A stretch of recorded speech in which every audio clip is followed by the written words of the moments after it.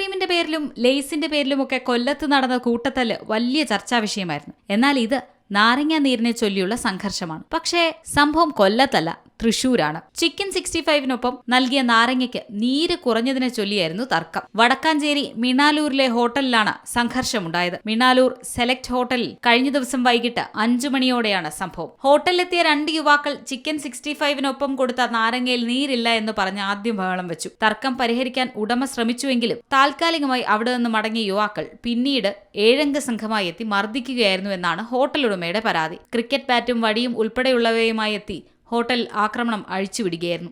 സംഭവത്തിൽ ഉടമയ്ക്കും ജീവനക്കാർക്കും ഭക്ഷണം കഴിക്കാൻ എത്തിയവർക്കും ചോദ്യം ചെയ്യാൻ പോയവർക്കും പരിക്കേറ്റിട്ടുണ്ട്. അടിയിൽ ഹോട്ടൽ ഉടമയായ മുജീബിന്റെ 3 പല്ലുകളാണ് നഷ്ടമായത്. സീ മലയാളം ന്യൂസ്, തൃശൂർ. ഏറ്റവും പുതിയ വാർത്തകളും വിശേഷങ്ങളും വിരൽ തുമ്പിലറിയാൻ സീ മലയാളം ന്യൂസ് എല്ലാ ഡിജിറ്റൽ പ്ലാറ്റ്ഫോമുകളിലും ലഭ്യം.